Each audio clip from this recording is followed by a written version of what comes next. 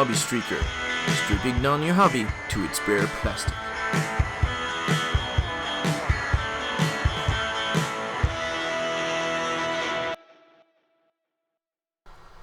Hey everybody, welcome to the Hobby Streaker, episode 10, double digit, yep.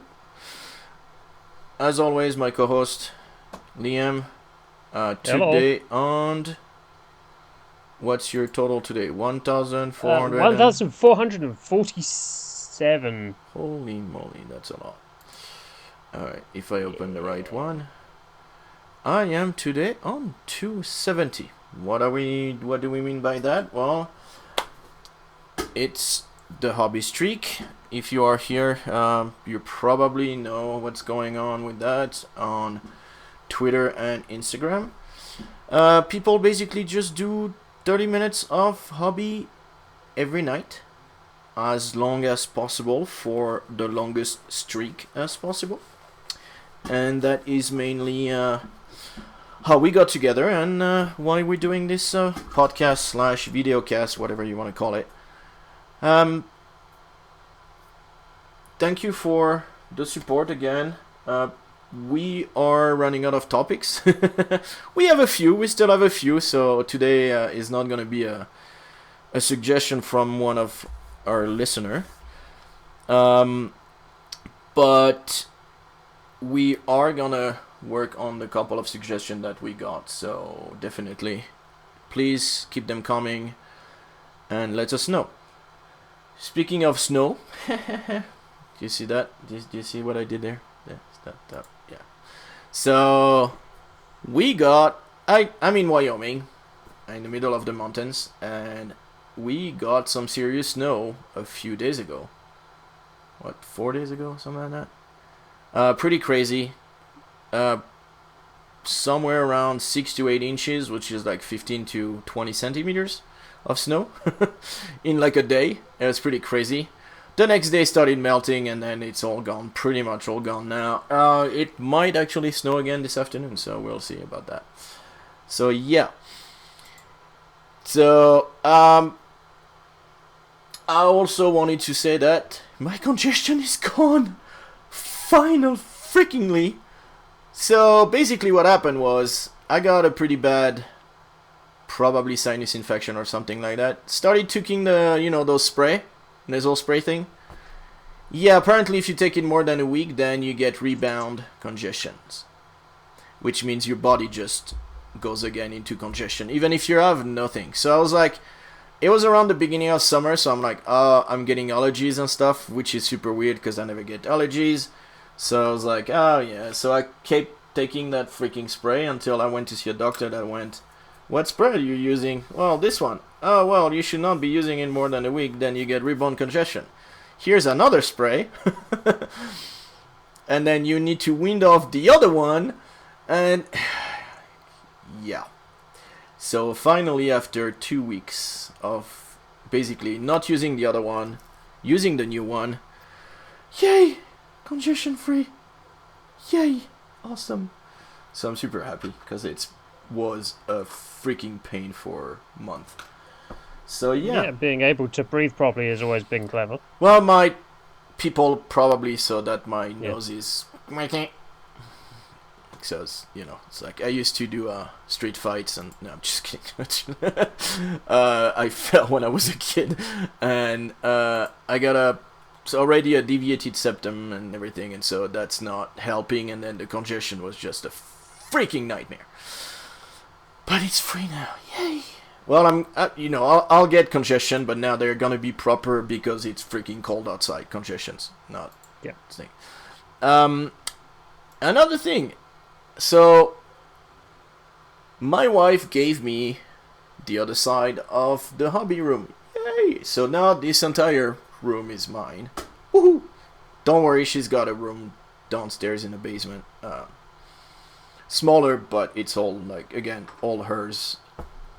And so I wanted to put some posters, and so I've asked around, and so I'm looking at probably doing that one of those days. And then if people know, so I know Mechanical Frog suggested allposters.com, but if anybody else knows any other place, to get some nice posters, and also frame for posters that are not 3 times the price of the poster, which is weird as hell. It's like you pay $10 for well, I found some poster like $10, and then you look for a frame and it's like $20, and you're like, yeah, but no. But anyways, we had a, well, unless you had, also received this, yay, literally before we did the podcast. Looks like a few more. Ooh, there's some nice sculpt in there. So a few more guys. Is that what turned up while we were messing around on the Google Doc? So 10 top quality 6 character cards, 11 double-sided tiles, 221 cards, 51 magnum cards, 90 tokens, campaign booklet. So it's another campaign for Defiance, Infinity Defiance, which I have still not finished painted and still not started playing. But anyways, you had some shoutouts. Maybe you have a story. Yeah. Weird story. No stories. Not stories. So, like I said in the last episode, I'm trying to keep a better track of people hitting their hobby streak milestones. Yeah, so we can cool. shout them out and just that is cool. Generally recognise people's milestones in the mini community that we've got going on with the Hobby Streak tag. Yep. So we've got over on Instagram, we have, and I'm sure I'm going to butcher this guy's name. Well, they're going to be on the. But Chris _Tunega. At some point in the last 2 weeks, got their 365, the full year hobby streak. So nice, that's super cool. Whoop whoop out for them. And then over on Twitter, over in the last couple of days, we've had Kit _ cat 0320 and Average Crafts both hitting their 100-day streak. Alright, cool. Which is pretty stellar. Yep. And then, well, as of today, yeah, I saw. Miss Dana Howl is on her 998th day. So by the time you guys all see this, she will be on 1,000, which is. She'll be on her 1K because that's gonna be cool. You won't stop Dana Howl. Oh no, yeah, definitely, yeah, for sure. Yeah, that's pretty. Indestructible titan of hobby. That was pretty impressive. Miss Dana Howl. I saw it yesterday. I was like, oh my god! Right, the day before we record, like the day we record, she won't be on 1,000 so yet. I think she is on 999. Yeah, 99 today. Yeah. Yeah. Because she's in Canada land, so she's slightly offset from me in terms of time zone. So I get to wake up in the morning, open Twitter, and see what she's worked on. Yeah, usually. And then my last little shout out is my brother's getting married on Friday. Cool. So, congrats. So that's pretty cool. Shout out to Koganito on Twitter or Super Prototype on Instagram. That's my baby brother. Cool. He's making me do some hotel hobby on Thursday. So I'm going up Thursday night to see him. Yeah. Cool. And then, well, I'll be back Friday evening at my desk, so I'll be able to do some desk home hobby on Friday. So by the time you guys see this, there'll probably be some photos of me on the internet somewhere on my Insta or my Twitter of me and my brother in suits. Me and my brothers in suits. Both my brothers. Alright, cool. So, Cool. Man. If you ever wondered if the good looks were just me or part of the family, then, Alright, well, that's pretty cool. so yeah. So yeah. I mean, just as I was writing that on the show notes, I saw him tweet like, "Well, it's getting awful close to my wedding now." And I was like, "Sure is." Yeah. No, that's pretty cool. Alright, so jeez. And that's all my shout outs done. So cool. Well, my shout out is to Corvus Game Terrain, and I've talked about him before. He just finished his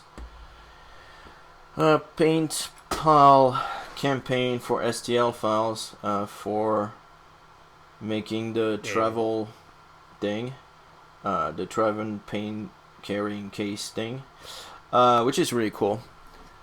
Tons of files. I already received the file. Tons of files. Running out. Well, you can might hear the printer in the back. Hopefully not too much. I am running out of the filament, so I'm trying to actually finish the filament with what I'm printing right now. And so so I haven't started painting any of it yet, but yeah, soon will do. And yeah, cannot wait to see how it turns out. I'm also printing his terrain, which is the one that I was talking about, which is the construction site. So that's so that's a tile locking mechanism for, like, you can interlock all of them.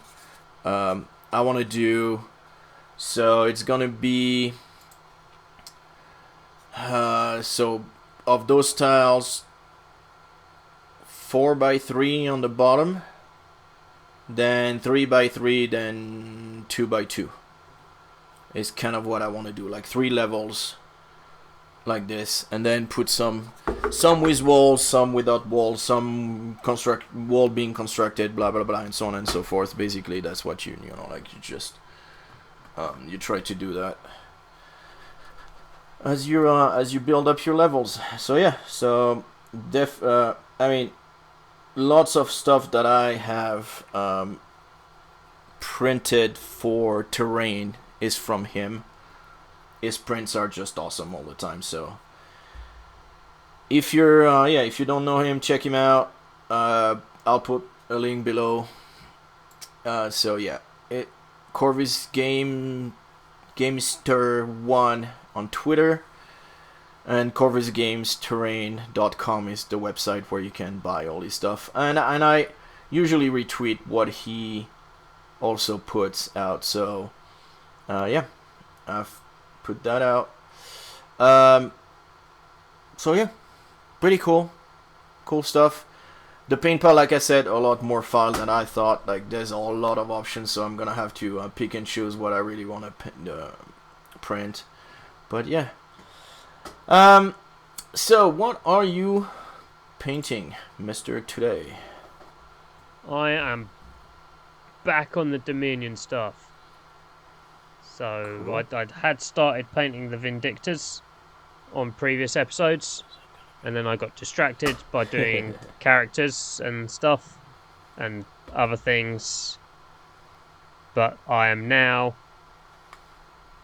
back on getting Dominion finished, because the rest of the range is available for me to go and pick up from my friendly local gaming store from this week, or next week, sorry. Cool. Next Saturday. So finally, it's coming. Well, apart from the dragons, which are still MIA. I will take it because it's better than the one hero in the chariot that we got. A month and a half ago that I. Yeah. That was quite. Yeah, that was quite a while back. Yeah. So, well, that's pretty cool. Ooh, that's weird. Given that these are in the list that I'm running at the moment. Well, that's good, yeah. Should probably get them Then it makes painted, sense so to... I don't let the rest of the side down on the table. Alright. Yeah, you posted like which one is gonna... So some of them are gonna be with one of the... Like with your main battle line and so on and so forth, and... Like some of them are gonna be completing other... I don't know how you call them. Battalion or... So the list that I posted up on Twitter is the list that I've been running the last few games. So I think is that what you're referring to? I don't know. No, you were saying that yes, like one will go for the blue team, two will go for the red, and yeah, that's these guys, the sectors that I've been building. okay, all right. Sorry, so not the ones you're painting now. Okay, sorry. Not the ones I'm painting at this particular moment. No, so I was going to spray those when I got home from work today, and it was just windy and overcast and horrible. So I was like, nope. Then a no. When it's like that, we'll do that later. Yeah. So hopefully it's nice tomorrow, so I can get them done. Alright. Okay, well, as people can see, if people are watching on YouTube, I am painting Mysterio. So, hopefully, I just lay down about 1, 2, 3, 4, 5 different greens on my palette to see which one I was gonna go for. So I am starting with... I have no idea what I put. Dark gray, dark green. And then I'll go with something else after, but yeah, so it's gonna be green. I have no idea how I'm gonna do the dome just yet. I don't know if I'm gonna do some like swirly smoky effect, or if I want to do a shiny reflective like globe dome, or I'm not sure yet. I have not thought about it. So right now today I'm gonna concentrate on the green and work on that. So yeah. I suppose you could give it a nice white smooth finish and then just get some off-whites and sort of Do the sprinkle thing. sploosh it Yeah. on like an old brush. Yep. And just sort of Oh, I see what you mean. Like so, sort of so like a the brush like the brush stroke visible so that it looks like it's swirling. Yeah. That's yeah. So not like a kind of like a really heavy dry brush. Yeah. That could with that like could definitely... a couple of different off whites and really light greys. Yeah. That might be something. I would try that on a spare piece of plastic first. Oh yeah. But but that could be definitely. That kind of feels to me like a low effort way of getting something to look good. Yeah. Oh well, this guy is gonna take low a while effort ways anyway, of making stuff look good is my jam. Yeah.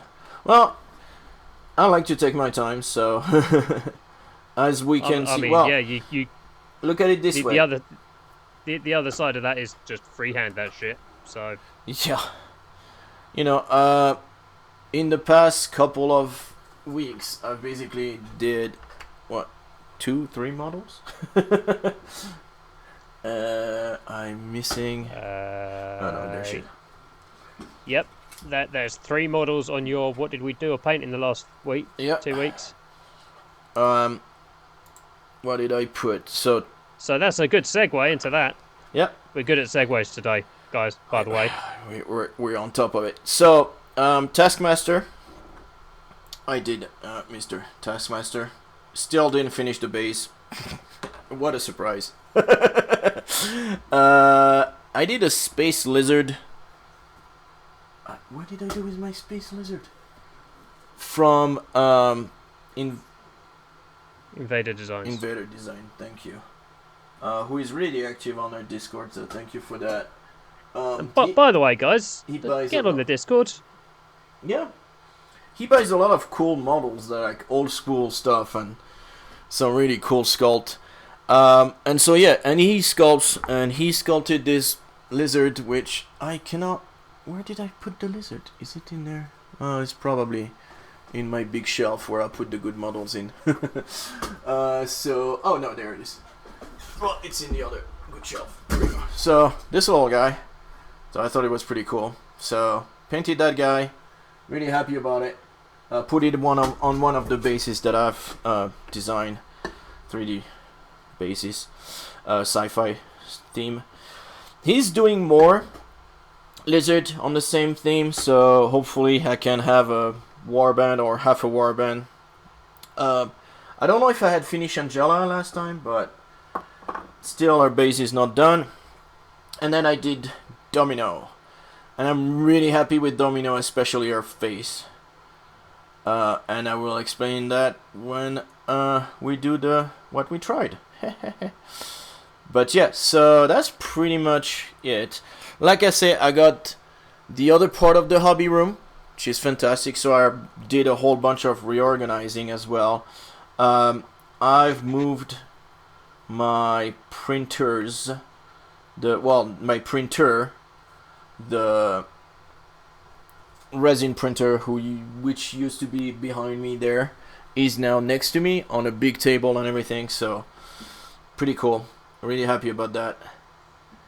And yeah, so that took me quite a while. And then I changed the extruder on my other printer, FDM printer. That was a pain, and I will explain when we get to 3D. Look at that. Alright, so what did you do, Mr. the past 2 weeks? On the flip side of that, I did a lot. I feel like I've had a busy cool 2 weeks. Well, but that's the thing. I did a lot because I mean, like I said, I just spent Domino. Yeah. I spent a lot of time on Domino. I'm really happy how she looks, but I spent a lot of time on her, and I spent a lot of time on Taskmaster. So yeah, it's probably like a 6 hour every piece is 6 hours. So 30 minutes. You're looking at 12 at least for one model, which is not, because sometimes I spend more than that, but yeah, it takes a while. Yeah. Sorry, I cut you off. Sometimes it's nice to spend a little bit more time on stuff, isn't it? Yeah, and I'm not painting an army, so I mean we go back to the episode on scale of your battles. I'm not playing that many games. I'm doing mostly skirmish, and and I don't play that much, so most of it is just paint for display. Yeah, well, and just for me, because I like it. I'm sorry, I am completely off the camera, but I need to reach his butt, which sounds weird, but oh my, alright, cool. I think that's no judging. I think I've got it. Well, I don't have to, because you don't see it, because he's got his giant cape in front of it, but you still, because somebody's gonna pick up the model and turn it to a certain angle and be like, I can see some black down there, which is normal because it's his butt. But anyway, so yeah, so lots of things. Well, yeah, your list is freaking huge. Go for it. I finished Indrasta, the Celestial Spear, aka Tall Stormcast Lady. I've got her looking really good. I'm happy with it. Yeah, I took it down to the club, and everybody was like, "Wow, that looks really awesome." Yeah. So same thing. How long did you spend on that model? So I was. It was the second session of me painting it last time we recorded. Yeah, and we recorded for 2 hours, so yeah. And yeah, like an hour and a half session every day until then. So like another 4 or 5 sessions on that. Yeah, so you're looking at 10 hours. So I think probably the wings alone took me 4 hours at least. Yeah. Yeah. Cool. With drying times and stuff. So. Yeah, that's pretty cool. So that was fun. The wings are looking really cool as well. Oh yeah. I got the other remaining two heroes from the Dominion set finished. Okay. So that's the Lord Imperatant with Gryph-hound. Okay. I even painted the back. We're still on and this. I shall finish it eventually. And the Knight Vexilor with Banner of Apotheosis. Right. Which again, I spent a lot of time on that banner. I spent a good 3 or 4 sessions just on the banner. Yeah. No, and you know, there's some weeks that, and we go back to probably one of the first episodes, but there's some weeks that you can do, you know, you can spend 2 hours in one session, or a weekend where you can spend, like, oh hey, here we go, look, I have 4 hours and I don't want to go and do anything else, and you can spend 4 hours painting. Yeah. There are some weeks that you do not have that, but if you still get the 30 minutes, then you still get quite a lot done. And this is, last week, and especially last weekend, I didn't get, like this weekend, I didn't get much time to paint over the weekend, so that kills it. But yeah, I mean, like, you're looking at 30 hours probably. Last week I had a lot of overtime and shift swaps at work, so there was lots of me picking that model up and doing like a couple of base layers on stuff, and then going to work, and then coming back, and then chucking a wash on it, and then calling that my stuff for the day. Yeah. So there's lots of splitting my streak up into smaller chunks over the course of the day, just to get stuff done. No, yeah, and then sometimes you don't. Sometimes you have the time to do that, to pick up. You know, I'd be like, hey, you know, I'm gonna do 30 minutes now, and then you get more time, and let me just keep going, and sometimes you don't, like I said. So yeah, if you also did some building. Ooh. What did you build? So I built one of the characters in the list that I've been running recently. The box where you get him on his own has been out of stock. Okay. And he's mail order only from workshop. Okay. But he is also available in a start collecting box. Oh, okay, cool. So I bought the start collecting box. Just for that model, or you went, you know what? Well, the rest of the models in there I can find a use for all but one of. So. Oh. You can gift that one. That's the plan. That one off that you cannot, you'd be like, hey, yeah, let me paint that for you. Oh, cool. So, I think he's going to end up as basing material on one of my friend's armies. So probably. Well. So I built him, and then like you were saying earlier, my sequitors. Because all my sequitors so far have been from the magazine subscription. They've not necessarily been the quote-unquote correct weapon loadouts. Oh, because you don't have a choice? Because, you don't have a choice. You just get the models they're sent. Yeah, and okay. I think we ended up with, in the end, 8. A unit of 8. Okay. And then 2 other unit champions. Okay. And so that's not what you usually... Sequitors are in multiples of 5s. Okay. And in that 5, you can have two-handed weapons. Okay. So I've got 3 two-handed weapons and a squad leader with a two-handed weapon. Okay. So I've got this box and I've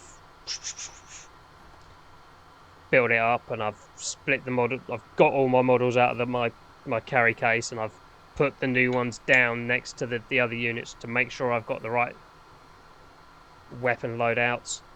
Are still messed up. And I messed up. I went back and I looked at the card and I was like, oh, it's 2 of every 5, not 1 in every 5. So I've basically had to kit bash the last 2 models. Oh, that's cool. To be wielding the two-handed weapon in one hand and doing something else with their other hand. Okay. Because I didn't have the two-handed, the other two-handed arms weren't for those bodies, so it would have looked super weird. Okay. So that will come back into our main topic when we get to it. Yep, definitely. Yay! I think my print just finished. Ooh. Which is good. Right, so what did we try the last 2 weeks? You said you painted that Stormcast lady. I followed a guide for the Stormcast. So what did Stormcast you... lady's wings. What? So that did you was... try something? That was lots of layering.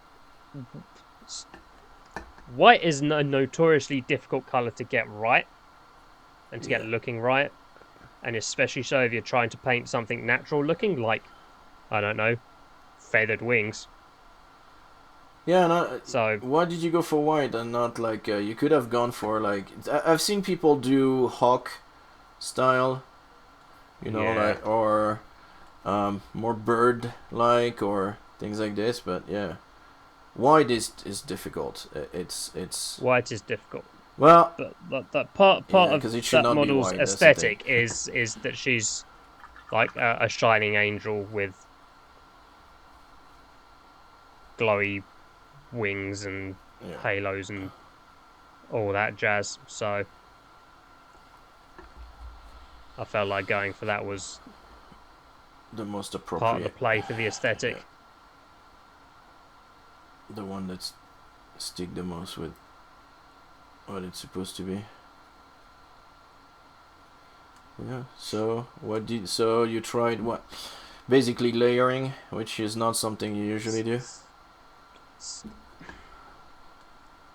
Sprayed it white. Did some light greys. Did an apothecary white contrast over the top to bring it together. Mm-hmm. Did some more white, off whites and light greys on like recesses under the wings,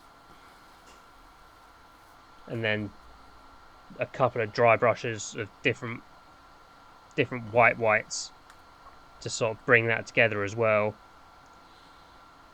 Okay. So there's about 2,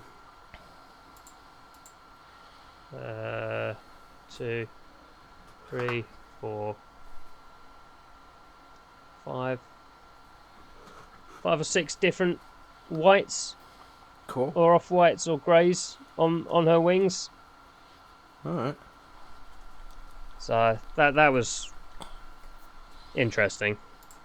Yeah, I bet. I mean, yeah. I don't know how much of that I'll be able to apply to other stuff in the future, but I've at least got. Well, you try something new, you know. Again, we go back to what we were saying. Yeah, it's always good to try something new. Part of the knowledge is in there now, so I will have a better idea of how to apply that sort of principle with that's better. Other stuff. Yep, for sure. Ow, sorry. Bigling. Getting stuff over. Alright, well, that's always Yourself? nice. I tried those guys. Ta-da! I finally bought myself a pair of magnifying glasses. They do have, like, they came in, they have the light and everything. And you can change the lenses. So those I think are the 2.5s. Yep. You got 3.5, which is really big, and then you got 2, 1.5, and 1, which I don't understand what, like, I think 1 is 2, is why I consider 2. It increased by 1. Right. It's not a, because if you do a 1x, it should be exactly the same as just regular thing. Yeah. So it makes no sense. So I'm guessing it's like 1 is 2. When you said 1x, I was like, okay, maybe that's just so you can have your regular sight with the light on the top. But no, it is still magnifying. It's actually okay. It's actually, yeah. So I think it's like a 2 or something. But anyways, work really great, and this is why I was so happy about Domino, is her face. She actually has, so I managed to do the liner, whatever it's called, around one of her eye. The other eye's got, you know, like this giant, she has a big big black circle around one of her eye, but the other eye still has like some kind of eyeliner type thing black around, which I managed to do. She has blue in her eye with a black pupil. So it's like, I managed to do all this. I was like, oh, this is so cool. Because it's usually, they look like the meme that everybody sees where the guy's got like an eye looking like this. And honestly, like, I could not have done it without the glasses. So, really happy about those. Really, really happy. Yeah. Would recommend to do like details and even like going over your model once you're done. It's kind of like taking a picture of a model, you know, like you realize all of a sudden you're like, oh, I'm missing a piece here, I'm missing that there, this is chunky, this is blah blah blah. Also, like, she has the black lipstick, which I managed to also do that. So overall, like, yeah, really happy. And this is what I finally pulled the trigger. It took me a while to actually get to painting because I was reorganizing and doing a bunch of other stuff, but yeah, finally did, and really happy about the experience. So yeah, pretty pleased with that. Yeah, glad to hear it. So speaking of, look at that, speaking of 3D printing, which I did a lot last week. So I finally changed the extruder on my printer. So the extruder is the thing that grabs the filament and pushes it to get extruded. The thing arrived, no instruction whatsoever. No, like, it just... So when I looked at it, I'm like, I know where about 3/4 of the pieces that are in there go, because I have already taken it apart. But there's a whole bunch that I did not know. And so when I took the other one apart, I just like started looking at it and be like, oh, am I gonna have to take pictures and stuff? I didn't actually take any pictures. It was actually pretty straightforward. But it took me a while, and then I had to go back to recalibrating. So I put it down back to 93, which is supposed to be the factory default, and then calibrated it and put it at 98, I believe I was at the end. So not too bad compared to 260 like I was before. So definitely it was the extruder. Since then I've printed that piece that I showed at the beginning for the construction site, and I just printed one of the door holder thing for the cats so that the cats can enjoy going into a room without being chased by the dog, because the dog cannot go into that room because of the thing. So yeah, so that was a pretty interesting 2 hours probably.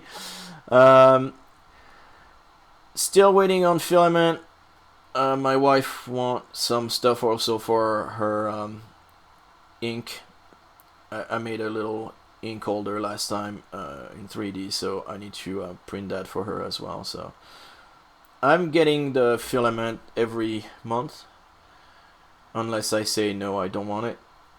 It's like a subscription thing with Amazon. So yeah, so, and it's my favorite filament. I've tried others, and there's like people that are like, oh yeah, but you can get $8, $9 roll of filament, and I'm like, yeah, that's great, except that it clogs and it sucks and I hate it and it's making issues, and so no. So yeah, yeah, that's pretty much it. I don't have a lot. Well, so another thing, so I got the Beast also finished, the which I showed last week, like 2 weeks ago, sorry, the Prehistoric Beast STLs. Oh yeah. Yeah, so they finished with some nice stretch goals. So we'll I think it just finished a couple of days ago. So I think usually it takes about 2 weeks for all the phones to clear, and once they do that, then they start sending. I mean, it's the good thing about STLs Kickstarters is that you're not gonna wait for shipping and stuff, because no. As soon as they get their money, they can clear it and just send it. Yeah, it's just like ping, you press this button, yeah. It's now in your My Mini Factory account, have fun. Well, usually most of them, they do like a Dropbox. So right. You have all the files on a Dropbox and you just go grab them and you're done. And so yeah, again, like, really happy with what they've done. Cannot wait to see the actual files and work on those. For my son, I think he's gonna really like it. He doesn't know that I backed it, and I probably will print a few before telling him, and then we'll see if he wants to paint them or not. But yeah, so that's pretty much my 3D things. And like I said, I've moved the printer, so now it's a lot more accessible. I still need to get I want a silicone mat, the same that you use for dogs or cats food. That's one of the best things to have when you have a 3D printer. You put it so that you can put your resin and stuff on it. It doesn't stick. The resin doesn't stick to it, so it's a pretty good thing to have in front of your printer, so that you can clean your models and everything inside. I have an old pan, basically, like literally. So yeah. Eventually, I think I'm gonna start getting that. But yeah. So yeah. Well, do you have any 3D? Well, except for your news, which you're gonna talk about later on, about the Ad Astra. You backed it, right? Yes, I did. So who's gonna print it? Your brother is gonna print it for you? Yep. Cool. Well, you're gonna have to show us some models once. Oh, I mean, I backed this guy's last Kickstarter like a year or so ago, and I haven't printed anything from that off yet, so... So you have a giant pile of mountain of opportunity of unprinted minis, is what you're saying. I've contributed to the organizational chaos that is my brother's STL library. Yeah.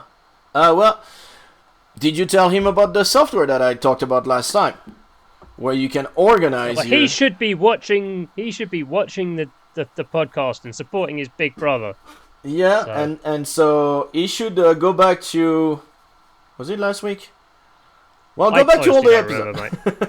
No, I think it was 2 episodes ago. Well, 2 episodes ago, where I talked about that software where you put all your STLs and then you can organize and put them in collections and stuff. And so, really good software. I haven't used it. I've used it. I think he thrives off the chaos, to be perfectly honest. Well, this is the thing. Like this one plus, so the Paint Pal plus the one that the Beast thing. So those are. I'm like, I need to. I will put them in that software and be like, okay, organize that mess and start looking at organizing all this, because it's just, yeah, it's not gonna be. It's not possible otherwise. It's just too much. Well, that's a good base code for everything. And actually, with the thingy thing of the stuff. Yep. The zenithal highlight, it's actually looking pretty good. But I'm still gonna go back and do some more highlights. So, man, you can see that those are colors that I'm not used to. Purple and green. Because I pulled 3 purples. Well, actually, one is a dark blue, but it's more purple in my opinion than actual dark blue. And I pulled 1, 2, 3, 4, 5 greens to try to figure out which one I wanted to do. So yeah. And I probably will need that purple right there for the highlights, and maybe even the pink. Squid pink, I love it. So hard to freaking find, by the way, squid pink from Game Caller Vallejo. Took me a while to find it in stock somewhere, so yeah. But anyway, so let's talk about the Streaker poll. Streaker poll. So we ran. We're adults. Yes. Hey, we're legally, we can go to one of those places, so it's fine. So we ran a Streaker poll about. So we've talked about size of the armies. We talked about scale of the minis, and this week we wanted to see about what's most important when you buy a mini. It's a conversation we had. I don't know if we had it in like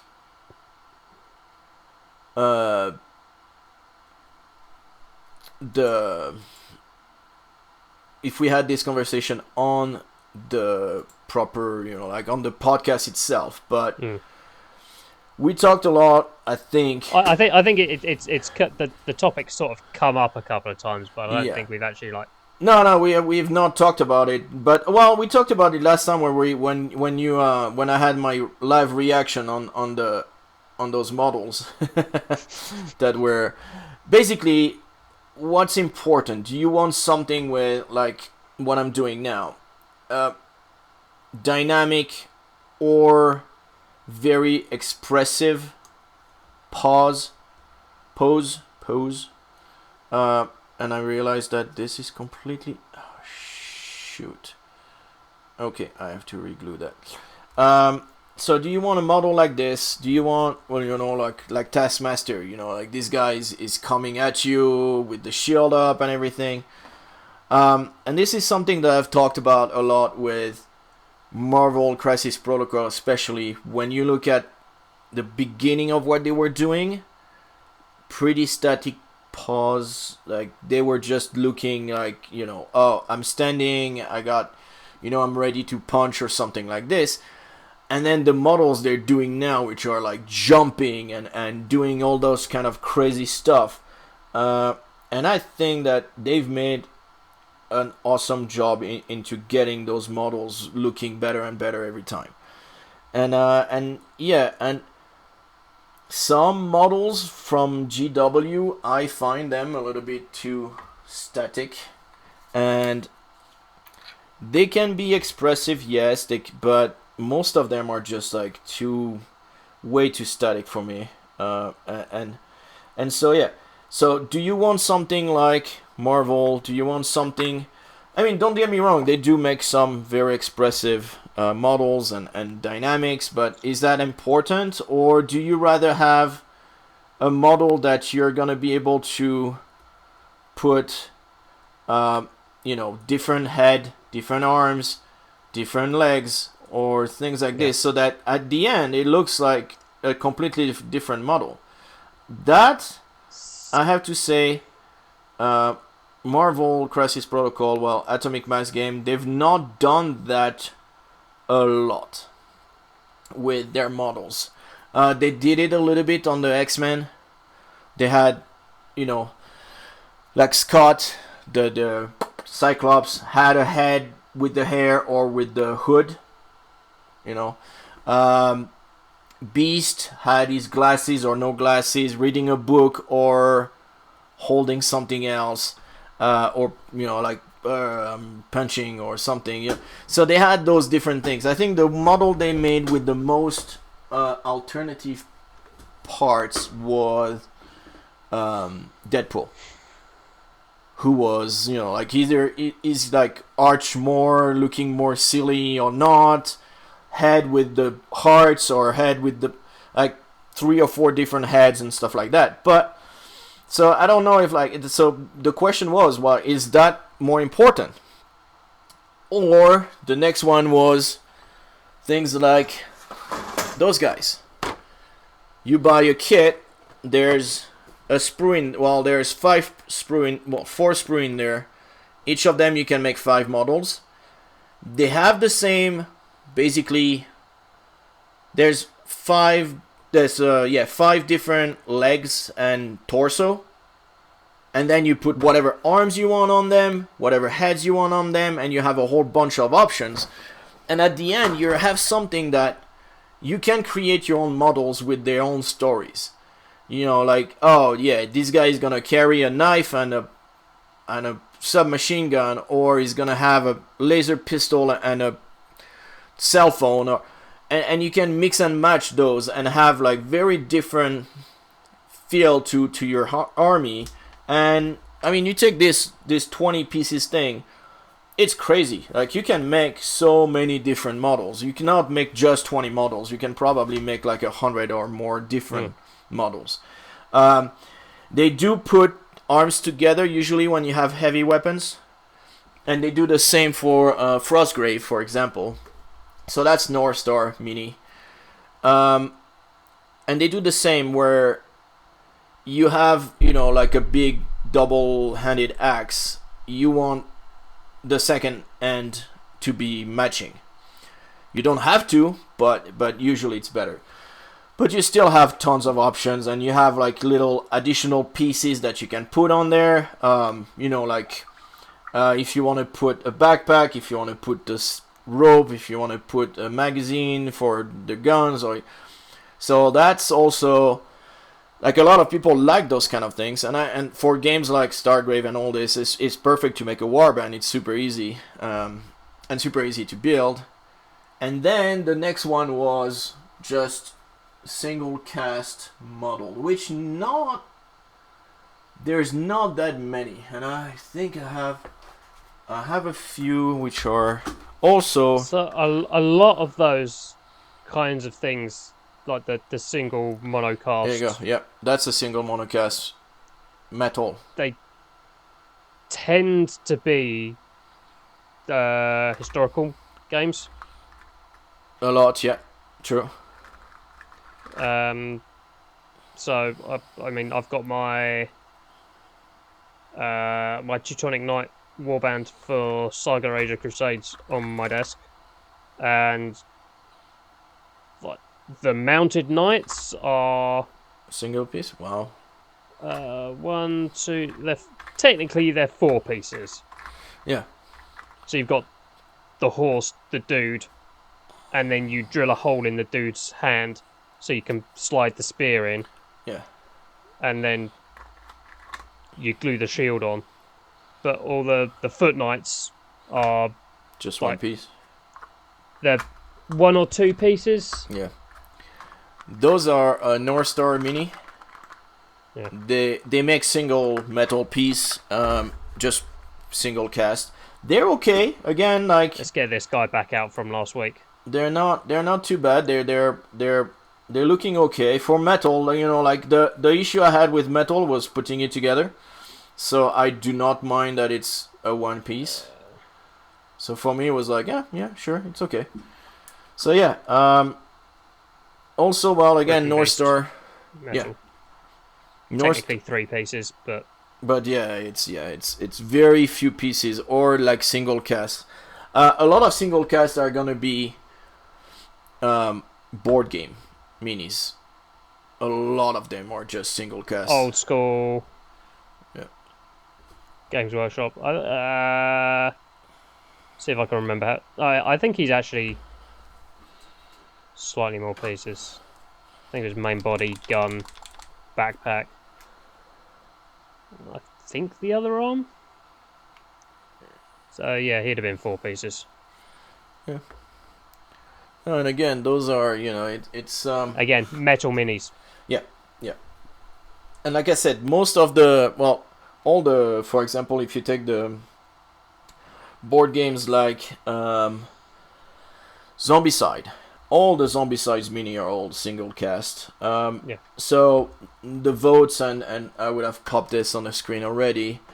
People would have seen that most of it, like, people want dynamic or very expressive poses, and multi parts with like the kits, like Osmar is another one where they do a lot of kits like this, where you have the dwarven infantry. Lately, I think that's the one they came out with, dwarven light infantry, heavy infantry, and so on. Which, by the way, you can always mix and match with all the other kits, which is super cool. I have when I did the Nick starter, they actually did they gave you the cultist and a set of a sprue of gnolls, and you can build them with laser pistols and stuff like that from whatever you have left in your Stargrave thing, and all of a sudden you have some weird looking alien dudes, and so, and I thought that was really cool, because that gives you a lot of possibility and things that you can do with your minis. So yeah. So what is your favorite? What are you looking for? Again, like I think I voted for like the dynamic expressive pose. Yeah. Oh, that's just... It's always super, yeah. Because you want models that look like that they're about to do something. Yeah. And it's and they don't necessarily. Yeah. It's harder to get that in a single piece or a single class model, but not impossible. I mean, like I'm looking over at my knights, and they're riding forward. They've got their lances in, they've got their lances out, they've got an arm up to swing a weapon, whatever. So they look like they're going to be doing something, but they are like variations on that. Yeah, and usually, I mean, the multi parts cast, it's mostly because you want details everywhere. If you're doing a single cast, then you're losing detail in one of the plane of the mini. You're gonna lose some details, but yeah, too much.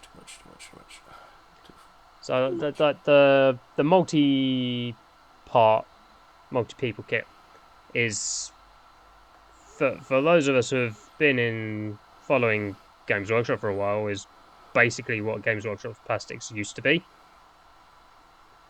So so they use, because I know that now they have like you're building, you just have a few options per model, right? Yeah. So you like your standard 10-man Space Marine tactical squad. You used to get like 10 sets of legs, 10 bodies in 2 halves, and some sets of arms and weapon options, and it was basically go nuts. Mm-hmm. But and like a lot of their like main squads would be that kind of thing. Okay. And then like the more specialist stuff would be either smaller box plastic or metals. Okay. Back in the day when all this were fields. But yeah, I think the process or the sort of thinking these days is make more detailed, fancy-looking models. Yeah, I think that's the way they've been going. Yeah. Which is why we've got less interchangeability of kit, but you've got more details. They have a lot more details. They're looking pretty good, and they all are on the same level. Which I mean, like I said, you know, those kits are nice from North Star figures. Yeah. They're nice, but they're not, you know, they're not the level of GW. Definitely not. You don't have that much details and everything. Fairly recently, like a couple of years ago, like as part of my hobby streak, I painted, I built and painted 100 Katachan Imperial Guard models as like inducted levy for my Horus Heresy army, and they're like the old school like kit design in. Yeah. There's 5 pairs of legs, there's 5 torsos, there's 5 heads, there's 10 guns, there's and you 5 pairs of arms. Yeah. Oh yeah. That's pretty much what those are. Let me. No, I did not enjoy that experience building and painting those. Well, again, it depends what you're looking for, and like I said, for me, Frostgrave and Stargrave, they've been pretty good models. I liked it. They're fun to build because you don't have a set plan. You know, like you don't have, oh, this guy, I need to grab pieces, 20 and 25 and 23 and 2, and that makes the guy. This one you're like, well, grab whatever you want, as long as it makes sense in your head, it makes sense on the model. And so I kind of liked that aspect of it. But yeah, when you look at it after that, you're like, yeah, you're not gonna spend 6 hours painting one of those models, and it's not. I don't think it's what it's made for. And yeah, I mean, a lot of that sort of design aesthetic from the old school workshop perspective was, at least for the fantasy stuff, is they wanted you to be able to rank it up, because old school fantasy was a rank and flank game. Yeah. So you had to be able to put all your guys in little squares. Yeah. So you only had, like, you wanted to get the model to fit inside the profile of the base. So you could not get a guy that was like shoving his spear forward when he would put his spear in. Guys. Yeah. Would, like, you can barely put them in a coherent thing on your table right now. Yeah, it makes sense. Yeah, they were not made for that. And I think this is the thing also, and I think that's kind of where you want to be, where you have kits like this, is the grunt. Like, those are you guys that are just gonna be sticking around and everything. And then you have one big dude with a lot more parts and everything that's gonna be a lot more dynamic, and that's gonna be like your captain or whatever. Don't get me wrong, like, the way this one is, I've put, it's all the same. For me, they're all shoes. Wrong one? Did I use the wrong one? Am I using the wrong one again? Jeez. You can have that's what I've done. Like, you can do your entire squad or crew or whatever you want to call it, depending on the game. You can have it all in with those boxes, and they still look pretty good, and you can throw a game really quickly on the table. But if you really wanted to, you could just spend more time and just, yeah, have those guys as base, and then find other models that are gonna be your captain and your second in command and all this, and have them a little bit more popping on the table.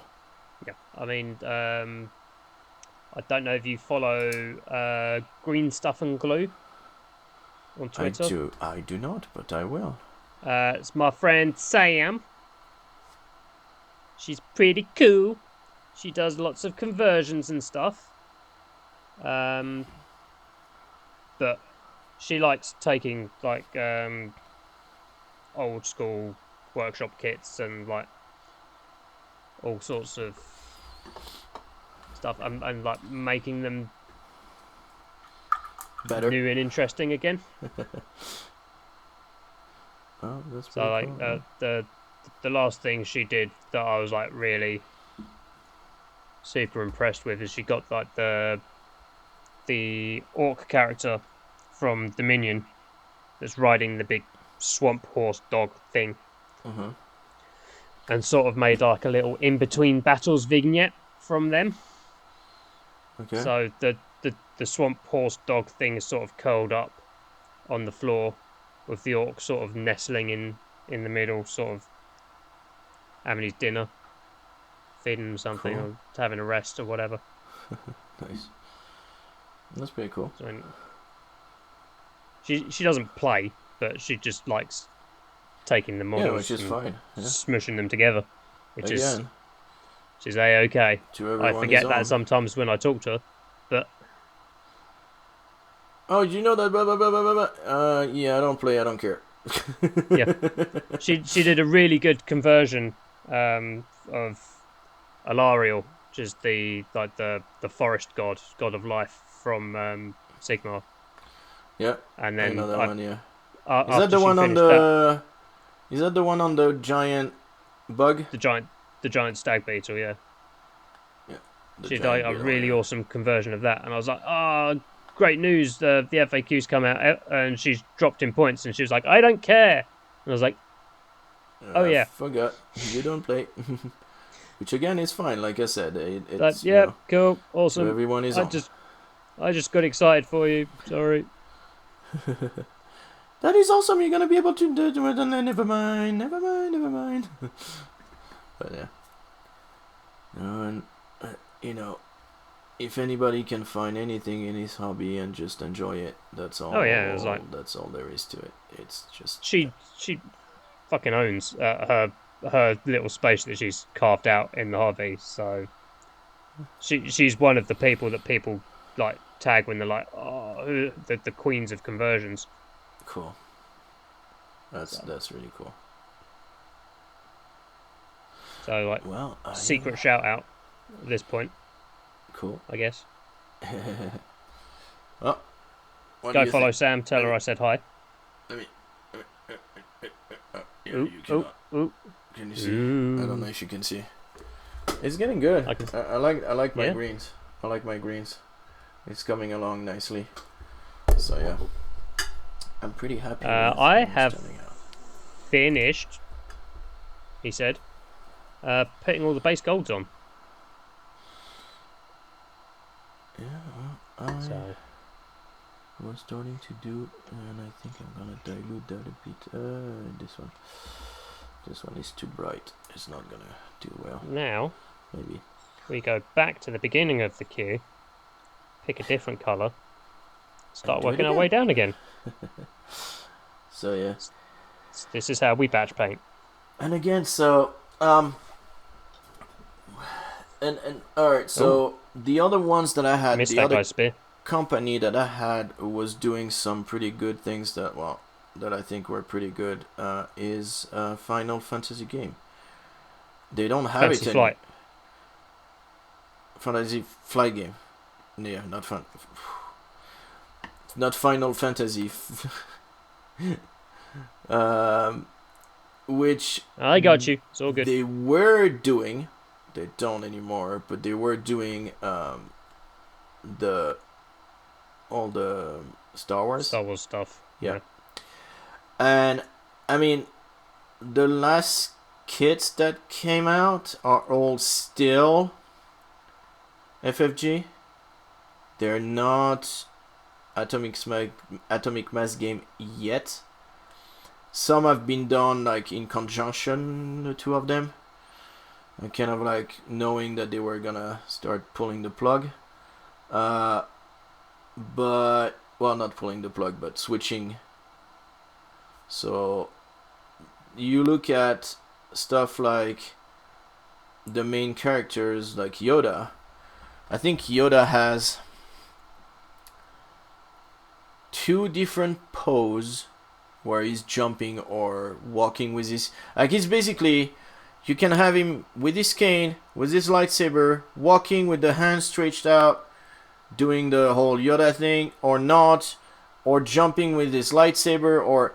And, like, one is super expressive because it's the like, super well-known, which I probably have somewhere one printed.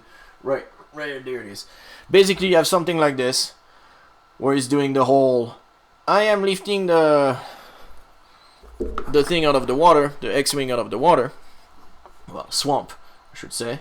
So you have that. Or you have him like jumping around with a lightsaber, like in the Clone Wars TV show, you know, like the animated series, where he's jumping around and destroying little droids. So I think that's really cool. Because they managed to do this, to have those different action and different things that you can build, while having some really good details on the models and everything. So I want to see where Atomic Mass Game is going to take that. And I want to see if within the next couple of years they will continue doing that for the other models as well, for Marvel Crisis Protocol, because I know that like I said, the X-Men, they were the first one with some options, and I think they should continue trying to do that. Definitely, they should try to do this and get more options on the table. There's the new ones that are coming. Juggernaut has options with either he's coming forward and he's gonna punch you in the face, or he's coming forward and he's gonna hit you with the street lamp.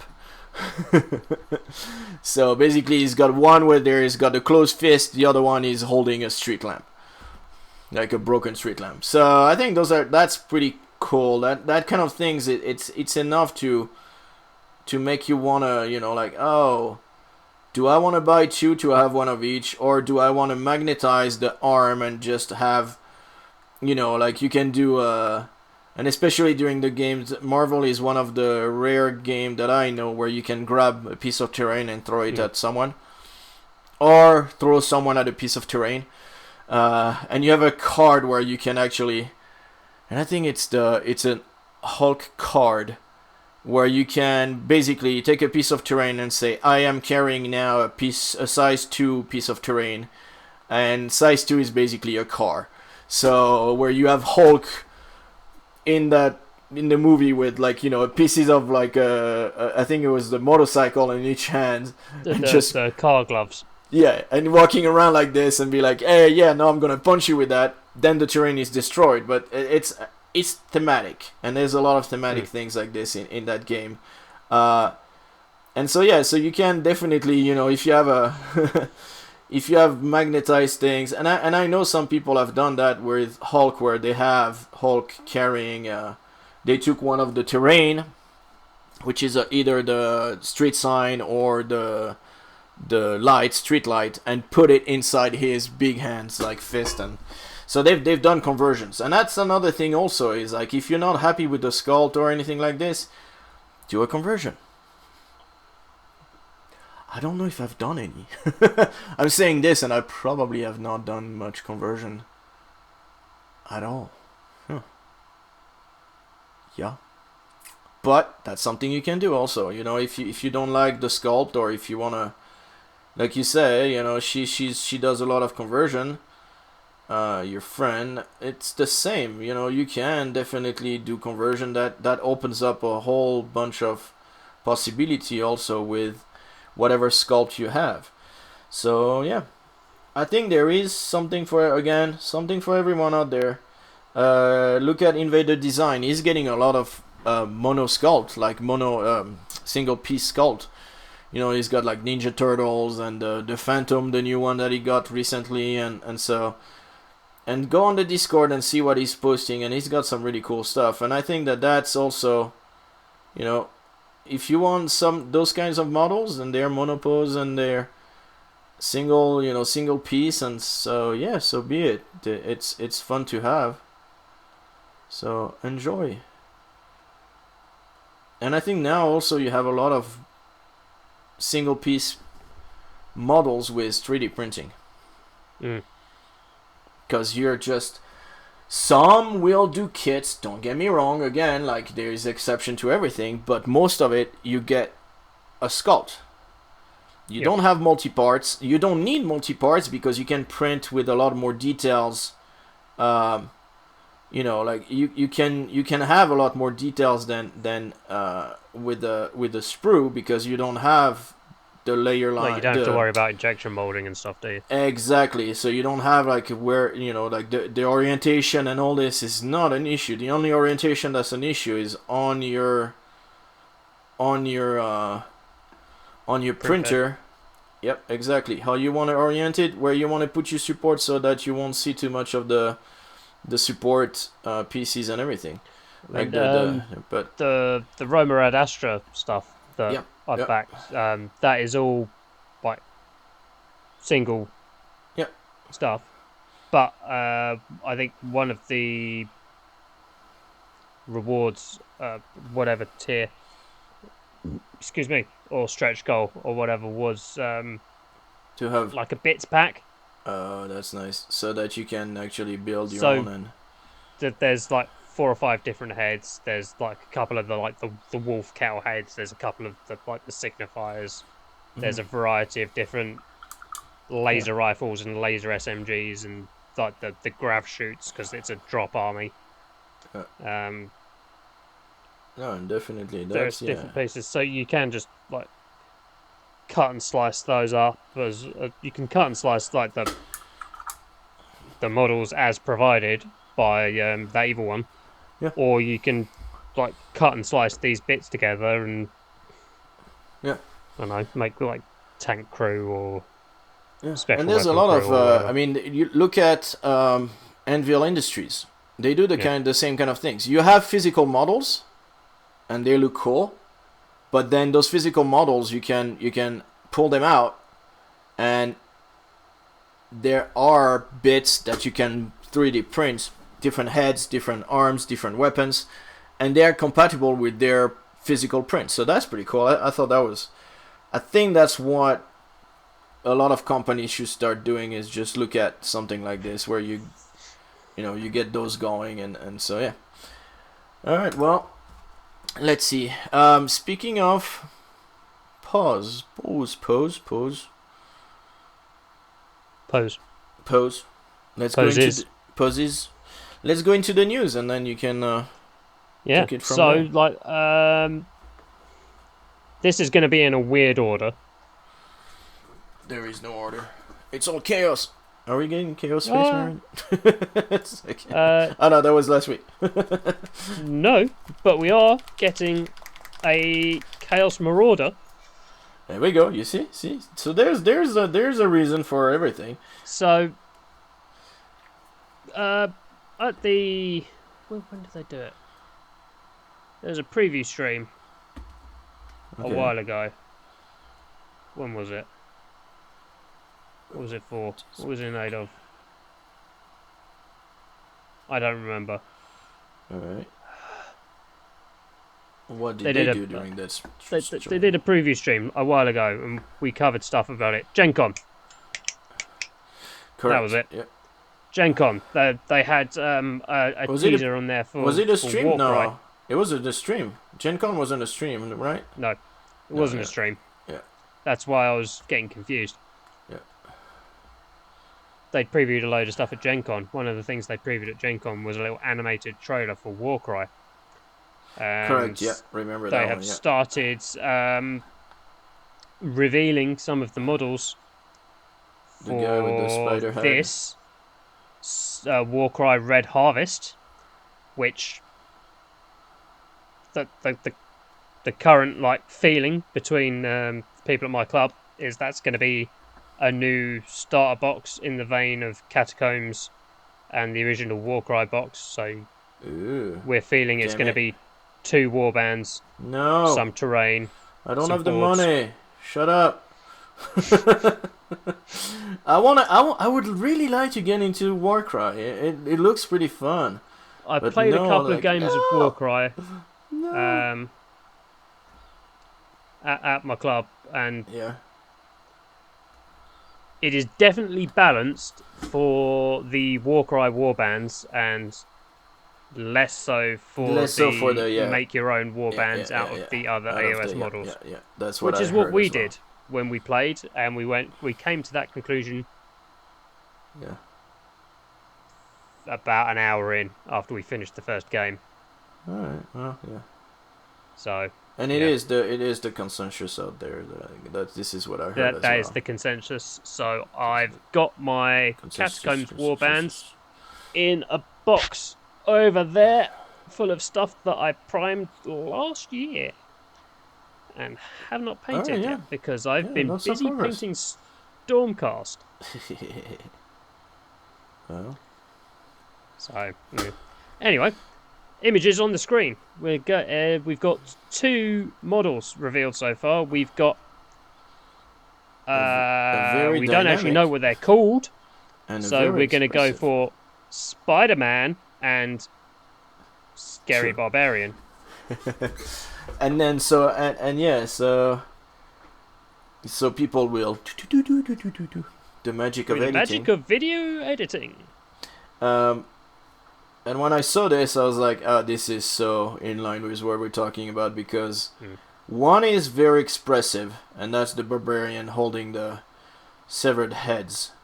Severed heads, great sword. Making a giant what battle is best in cry. Life? And he's doing a battle cry. I mean, you can see him, like his mouth is open. You can hear the scream. So I thought that was really cool. But then the other one, I think, is super dynamic. Weird looking spider dude thingy. Dudette. I don't know. Not too sure. Basically just jumping. Either, both. Jumping like crazy. Very dynamic looking model. So we go back to what we were saying. 4 swords. Yeah. Yeah. So, and they have multi parts, right? It looks like at least the dude holding the heads as another alternative parts without the heads. I saw. So I didn't look at that. But that looks just weird because it looks like he's pointing to something, or not pointing, but like he's holding his hand open or some weird looking. It just it didn't look as good to me as and as expressive as holding a severed heads. That's sort of a yes, come at me, bro, yeah, kind of thing. Hold my beer. So yeah, but they look good, and if the rest of the armies the armies in there look, I mean that's going to be like a warband of like. Just for the 10 to minis, 12 models. Just for the minis might be interesting to grab it, but again, no, I don't want it to spend in there. There's some people are like, oh, it might be a new Dark Oath army redesign, so we might get a new Plastic Marauders kit. Oh, instead of using the one that came out in the mid 2000s. all right. So yeah, I mean, the standard human chaos guys, like the Dark Oath clans or the whatever that they're called in AOS at the moment. They've had about 4 or 5 models of like outside of like Warcry or Underworld's warbands since AOS launch. Yeah. Like 5-6 years ago. So yeah. So they need a serious. They're in line for some new for a nice reboot. kits. Yeah. Yeah. So yeah, he's a Slaughterborn because I've got that open now. So that's what he's called. So he's probably going to be the leader. Oh yeah, they're both leaders. I'm pretty sure. From what they were saying. Yeah. Which it's good because it hypes up everything, but it would be nice if they showed, you know, like a grunt, and then everybody gets excited because they look awesome. I imagine they'll. You know, but like you show like a basic model and everybody gets excited because they look super cool, and then they're like, oh, by the way, this guy was just a little grunt, and then like this is the guy, and it looks freaking amazing because it's even better. You know that? I don't know. That would be cool. All right, what else do you have for us? Slightly so, right. So we are probably going to get the rest of those that box revealed on Saturday. Why is that? Please tell. So Saturday is Warhammer Day, which is an arbitrary date decided by. This is what I was gonna ask. In Nottingham. But is it every year the same day, or is it just? I think every 6 months, or I think this is the second one this year. I don't remember this being a thing like, pre-COVID. It's like, yeah, no, we're gonna have Warhammer days every 6 months or so. Just. Well, we've already got Warhammer Fest, which is in May, so yeah. So yeah, they put an article out on Warhammer Community yesterday, I think, which has got 3 silhouettes of models up the top, and then they've got the logos for 6 of their games down that. So we're going to have stuff revealed for Warhammer 40,000, for Age of Sigmar, for Blood Bowl, for Warcry. Spoilers, this is probably going to be the rest of the contents of that box. Yeah, with the Slaughterborn versus the Spider People. Yeah. Warhammer Underworlds. Spoilers, this is probably going to be the next 2 warbands for that. And maybe some Rivals decks or whatever their new format is. Okay. And then the Horus Heresy. Wait. I'm excited.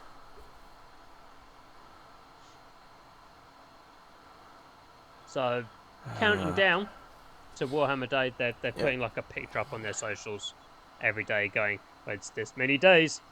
So, yesterday's was a big number 5 with sort of like a tarot card background on the back. So, that's leaning more towards something from the 40k background called the Emperor's Tarot, which is it's a tarot deck. It's just got 40k pictures on.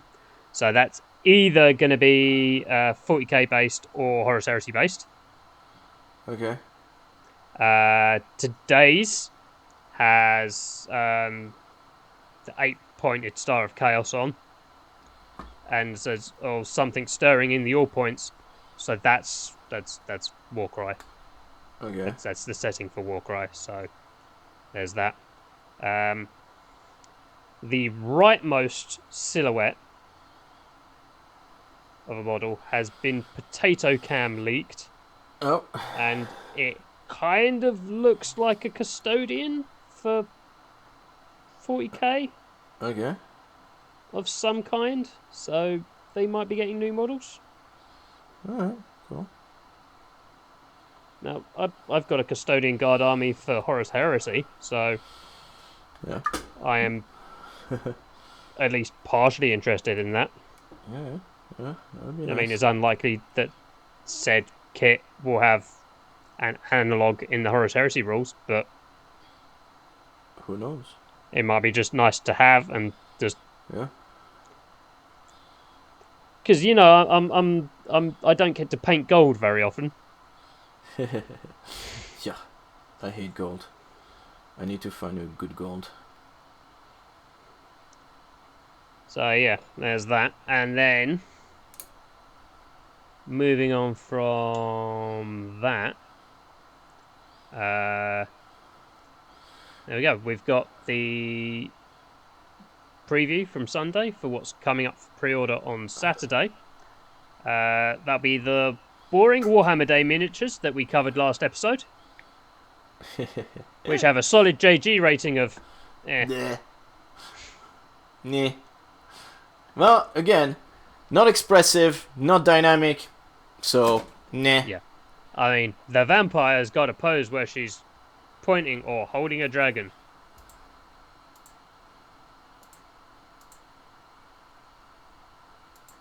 Yeah. Yeah, so we covered that. There's some kill team stuff, which is the Sisters versus Tau. Yeah, and there's the terrain and the dice. That one was already announced. Yeah, I went back. Yeah. The new Warmaster Battle Titan weapon loadout for Titanicus. So that's been announced a while ago as well. There's some extra books and I think some dice for that as well. New Aeronautica Imperialis stuff. So finally, the Plastic Thunderhawk in 15mm scale is coming out.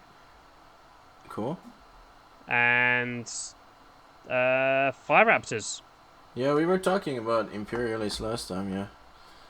So the Fire Raptors. The Fire Raptors, the 28mm scale ones. They've got waist-mounted ball turrets, which are either heavy bolters or twin autocannons, and it looks like the 15mm ones for Aeronautica come with las cannons. All right. So a bit different, cool. Or at least the option for las cannons. Oh yeah. Cool. And also, this time of year, lead up to Christmas, Workshop tends to put a load of goodies, assorted hobby tools out. So we've got. So this is the old XL painting handle. It goes out to that far, so you can put like a big old base in it and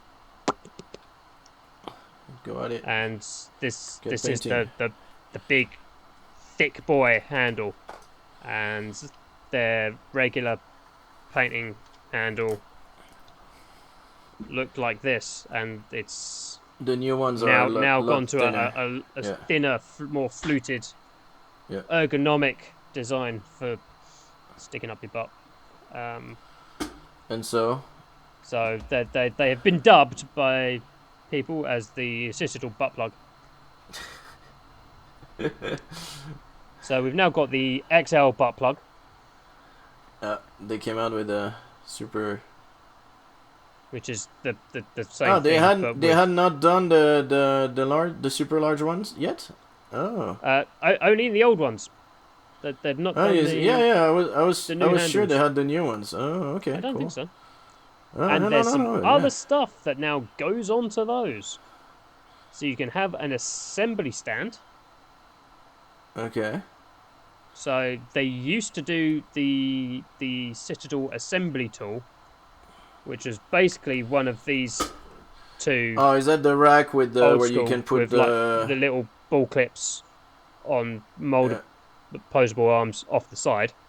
That is now you now get more of those arms on a platform that clips into one of the existing painting handles. Well, you know that you painting handle, you can undo the tops, right? Yeah. A lot of people don't. It's fun. I don't think you can on the new one though. Well, I guess you can with the new one that you just talked about. So that's pretty cool.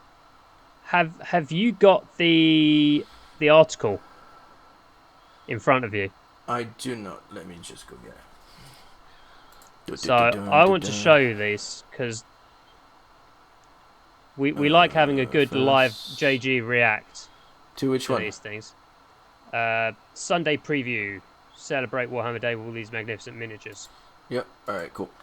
So you want to scroll down past that, past Kill Team, past Titanicus, Kill Team, past Kill Aeronautica, Team, Titanicus. Cool. To where it comes to Citadel Colour. Citadel Colour. Yep. The Warhammer paint. So that's what the XL butt plug looks like. Yep. That looks weird. That's what the assembly stand looks like. The assembly thing kind of makes sense. Oh, and it's all plastic clips, it looks. That's good, because then it doesn't kill your model. Yeah. What the hell is this? Sub-assembly holder. Sub-assembly holders is the next thing. They are... I'm looking at those going... What? What's the point? So that on the left looks like a sprue for the little fluty thing that you plug into.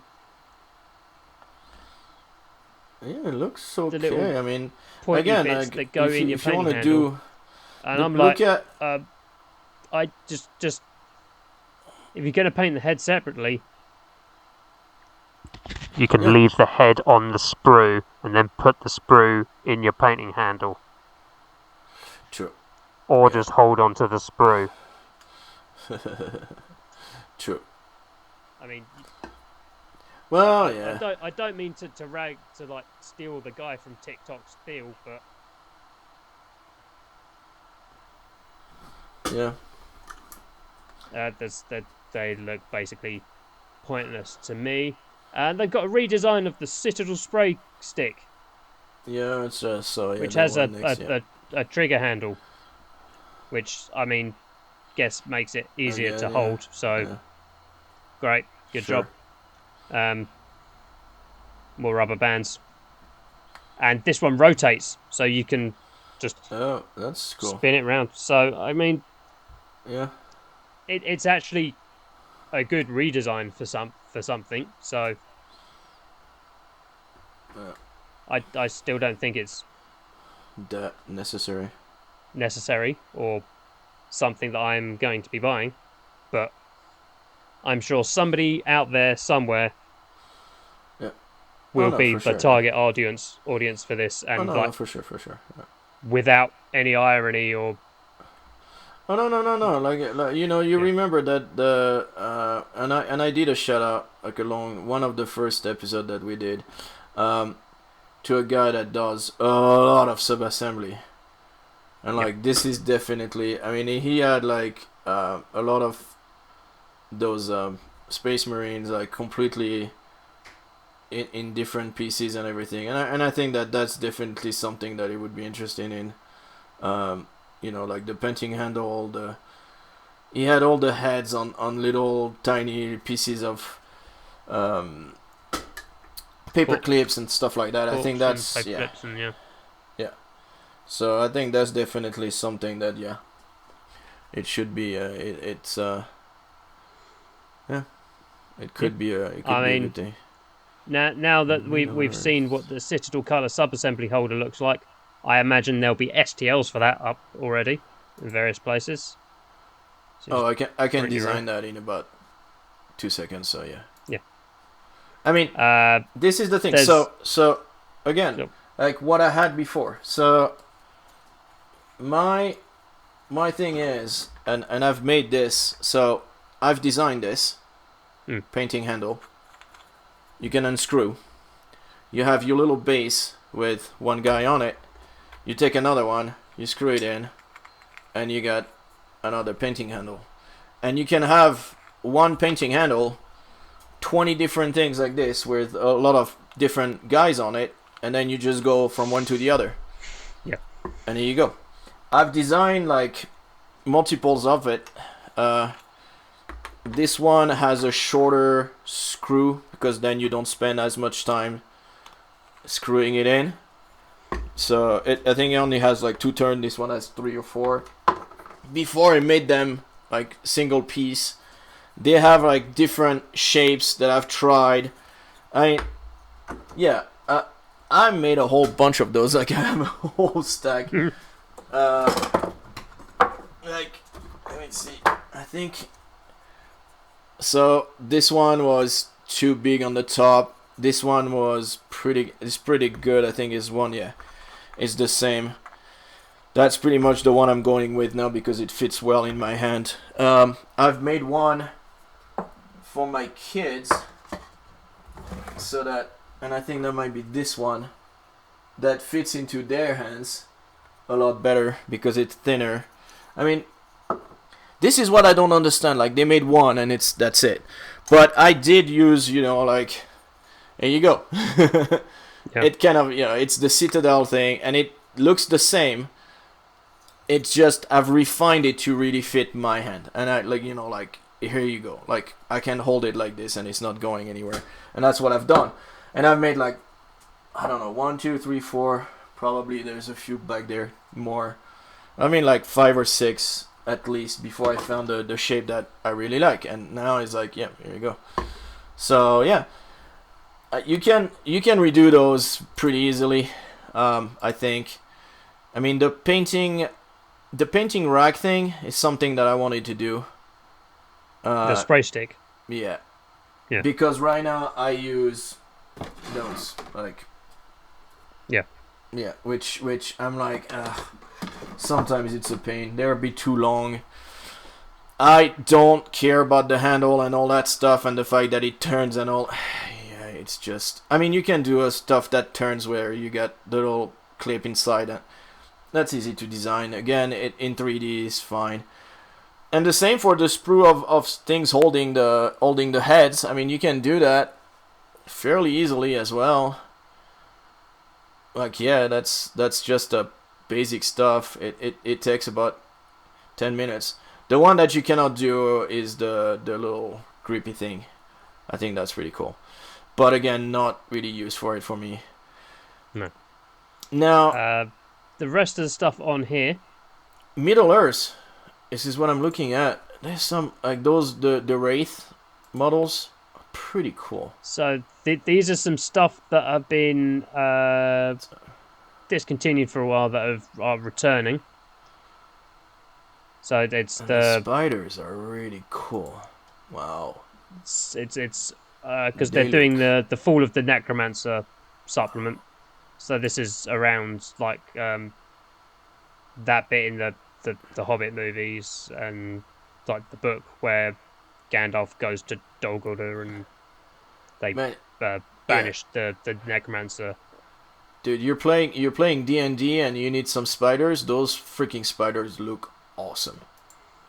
Like you're playing any game where you need the giant spiders, just go grab those. They look freaking awesome. Like really, like they're again, they look pretty. They look cool. Like they have some character to them. So yeah. And awesome. Astartes is going back up on Warhammer Plus tomorrow. So cool. Oh yeah, cool. There's that. I've seen. Yeah, I watched those. Yeah. Even I'm not. I'm not a GW fan, and I still watch those because before Astartes was before you went to GW. So yeah. Yeah. What else do you have for us? We are. Well, let's finish the GW roundup, and then we'll move on to my stuff, which is non-GW. Well, I've got to shill the Kickstarter a bit more. Oh yeah. Plushie squigs, Yay. festive stockings. So GW are on a roll with funny. the plushies at the moment. So yeah, they did the you can squid, get your little Christmas nurgling squid thing. your little Gamefound and the Christmas SQUIG, and you can get some. That's really funny. So yeah, 2 flavors of really, 40k really themed stockings. So yeah, pretty cool. And the other bit that I wanted to mention briefly was just some wholesome Warhammer content. Excuse me. So we all remember Lord Commander Pimphammer from the Dominion reveal stream for all the next coming soon stuff. Is that the dude with the big hammer coming at you? Yep. Oh, he looks so cool. Toy Soldier Harry on Twitter went, "Wow, this is really cool. My son was really excited because he found somebody in the miniatures that looks like him, and he's really excited about that." Oh, no, yeah, and Warhammer, the Warhammer community Twitter saw that and went, "That's really awesome. We're going to send you 2 of those so you can paint them up." Oh, that's cool. So they painted both of those up, and that article went up during the week. Cool. So yeah, no, definitely. I think they painted a couple of those each. They look really good as well. I think GW is getting with the times. Yeah, they're taking a bit of time for more women. I mean, even following like Louise Sugden, who does like the masterclass painting on the Plus. Yeah. She's amazing. There's like you occasionally get people tagging her going, "Oh, can we have this or so topic or this or so topic?" And one of the ones I see that she gets tagged in a lot is, you've done one of your first episodes was a great episode on how to paint faces, but that was white people faces. Caucasian, can you show us some good techniques to paint not white people faces? And she was like, "Yep, that is absolutely definitely 100% on my list of things to do. I just need to get good at it so I can tell you guys how to do it first." So no, and I think that this she's practicing doing that so she can tell the rest of us mere mortals how to do it and get it to look really good. Again, like if you painted something else, like again, if you look at Marvel, you can say whatever you want, but there are a lot of characters that are multicultural. You take the first one that I ever painted, black skin tone, African American. I'm not politically correct, probably, I don't care.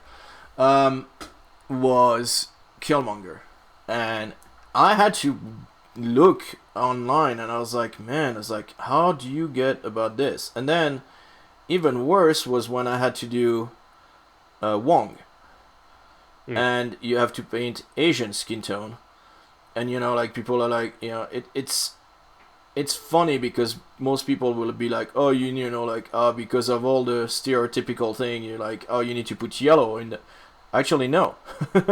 They're completely different. You need to put some green in it to reduce the reds. Like it was a completely thing that was, again, like something it took me forever to find online, like any tutorial or something like this. He ended up being, and I, again, can never remember her name. Tori, I think her name is. Probably.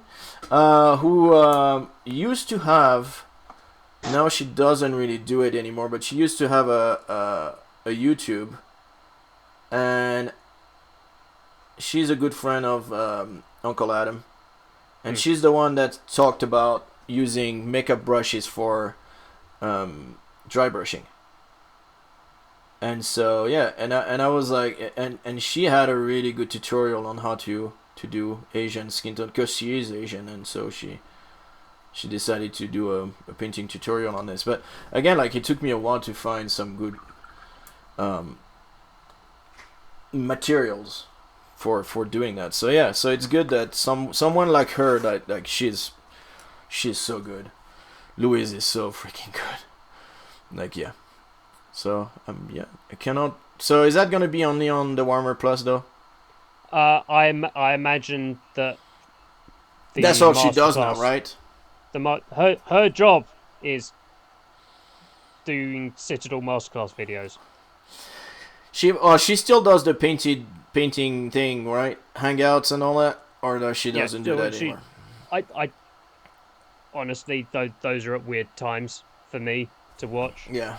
Because I work in retail, so I don't get to watch any of those. So, Yeah. I think she's on the hobby roundup. Okay. Yeah. But I don't know if she does any of the hangout hobbies. I don't think she does the tip of the day videos. I've not seen her do any of those. Okay. Well, yeah. Hopefully we'll get something that. Yeah, I mean. Can spread around and be available for everybody. Cool. All right. Well, so. And then. One more thing. One more thing. One more thing. And then. No, and then. Roma and Astra. Yep. I'll plug that before I finish because the guy makes insane models. Yep. Cool models, let's for sure. refresh that page right now so we can get live and up-to-date figures. We are currently £28,868 pledged of the £1,174 goal, nice. which is converted from Canada dollars. Yeah. So that's 49,175 of 2,000 Canada dollars, with 9 days to go. Cool. So by the time you watch this, a few days. Yeah. So that is, we have unlocked. Let's just budge you out the way a bit more. So we've got. I did a few. The core set of the infantry, which is some praetors, some hastati, which are your basic troops, centurions, which are your battalion leaders, principi, your dudes, some rocket teams, which basically look like Romans using piats, which is great. Heavy flamer teams, mortars. They've got a half-track vehicle that they're calling the Equity, which looks really cool. I like that. They've got the Satyr dropship, which again I keep gushing about this. This looks like a D-Day landing craft with rockets on the back. Yeah. It's like a D-Day landing ship for today, like for like futuristic kind of thing. Yeah, no, it looked really cool. So the stretch goals, like fully backed and hit all the stretch goals inside about 3 hours. So nice, yeah. The man has been cranking out some more stretch goals. So the stretch well, goals at the moment. He had one before, and if it was successful and people are happy with the file type that he does and all this, it's very easy to go back to something that once you're I backed one, and I'm not gonna say the name because I don't want to, but I backed one last time, and they have some cool stuff, and I printed some, and they're okay, but they did another one, and I did not even go back and backed it because I'm like, because they wanted to do a non-supported model that you could print basically right off the bat without any support and everything. It kind of kills some of the possibility of the models. And so that, yes, it's cool because then you print them, they print super easily and all this, but then you're like, I would rather have a better looking model. So yeah. So we've got a medic, we've got an Optios, which I don't know what he's supposed to do because he's really tiny. You've got the Velites, which are the guys with the wolf heads. They've got a version of the Equity, which is a troop transport. They've got Extraordinary, which is special weapon dudes. Principales, your signifier holders. Got the gladiatorial ogres, which I've mentioned before on the show. Heavy weapons. There's a 4x4 version of the Equity transport. There's some planes. So you've got a Harpy Interceptor. You've got Triari, which are your drop guys with, I think, looks like close combat weapons and shields. Got Prey Cantor, which is basically a space wizard. Got the Romulus battle suit, which is a Jedi. That's what you're saying. Yeah, he's floating. The Romulus battle suit, which is totally not supposed to be a Sentinel drop walker. Totally not. You got passengers to sit on your transports, so either your Equity transport or your Sata drop suit. Snipers, a Strix gunship, some Praetorians, a version of the Equity which has been converted for medical use. And what's really cool is like the 40k and above stretch goals. So you've got the Crucifier objectives. Yeah, objective marker, yeah. Your objective markers, which are the Roma ad Astra guys. Nailing the guys from the previous Kickstarter. Oh, nice. To crosses. Okay, so those guys are the Lunar Auxilia, which they did before. You've got Leaping Legionnaires, so you can model them. They look like out the drop suits. They look like Mandalorians. Yeah. The asset cool. pack, which we mentioned previously, which is all the bits. Jet plumes for the flying guys, and then we're getting into stuff that's been unlocked, but he hasn't actually sculpted yet. So there's some ATVs, a sentry turret, some attack dogs, a bomber, and a siege tank. So I'm excited to see what a siege tank looks like in a drop assault army. Yeah. Cool. But yeah, that's got a couple days left. So by jump the time on that. you watch this, They are good shit. Well, yeah, seeing how successful he is, I'm pretty sure, yeah. I mean, the guy's got a Patreon as well, so he's... Yeah, so he already has a nice following already, yeah. Yeah. Cool, well... He cranks out some totally not Chaos Space Marine stuff on his Patreon, so... Yeah. He does the odd bust as well, so... Nice. All good. That's super cool. Over to you, sir. Alright, so I bought for my kids advent calendar thing, which are actually Legos. And so when I saw on another Discord than ours, I saw a guy that posted the GW came out with the Chibi 40k Space Marine Chibi Advent Calendar, so I thought that was pretty funny. I'll put the link. I think it's just it's cute. Freaking expensive for what it is, in my opinion, but I think it's cute. I don't know how big those are.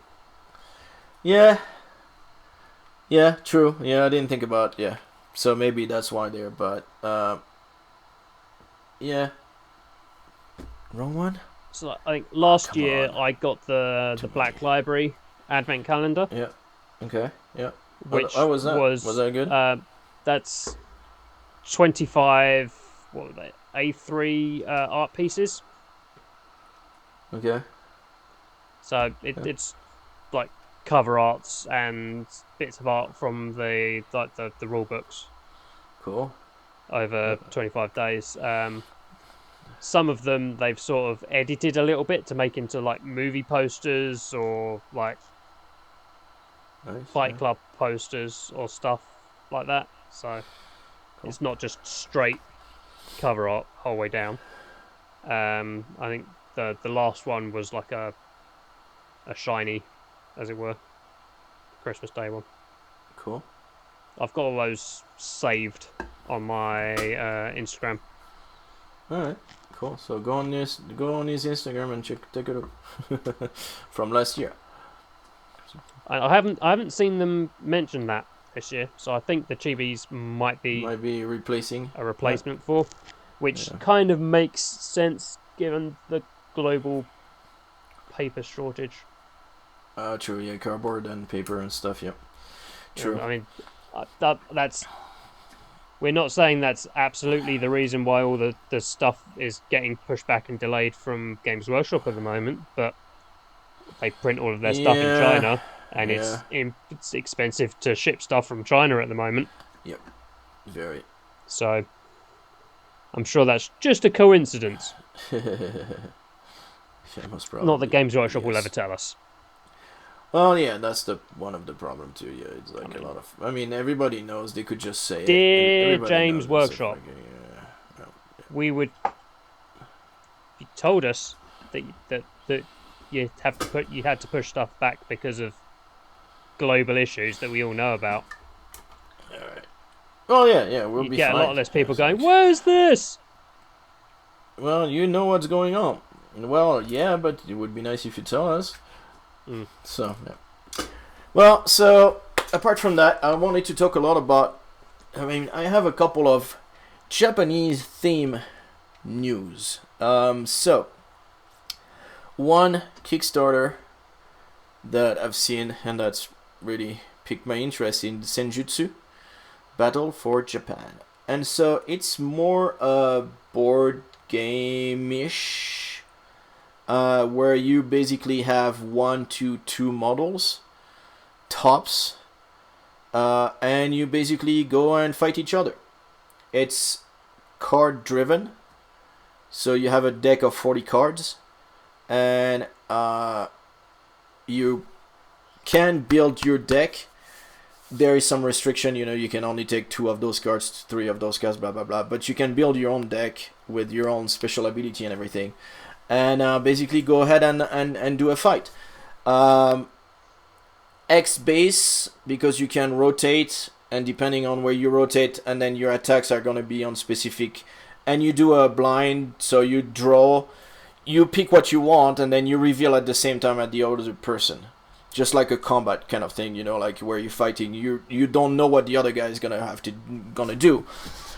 But you have values for movement or action, so the highest goes first, and then the other one reacts. Sorry.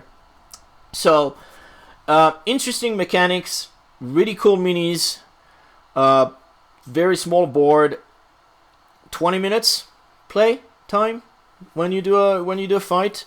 The AI for solo play looks pretty good too, where you flip, and then depending on how many tiles away you are, that's what the action is gonna be. So yeah, very interesting. And so after looking at this, somehow I think because like the freaking algorithm and all these things, just starting asking, like going back to Bushido. So Bushido is a miniature skirmish game, and it's something that I've looked. Wow, way back in the days when I was starting doing minis, and I was looking at a couple of rules that were free online, basically, and that's one of them. And so one was Bushido, the other one was Arena Rex. I don't know if you know that one. Mm-hmm. Yeah? Nope. Arena Rex is gladiator fighting, and you have very little models.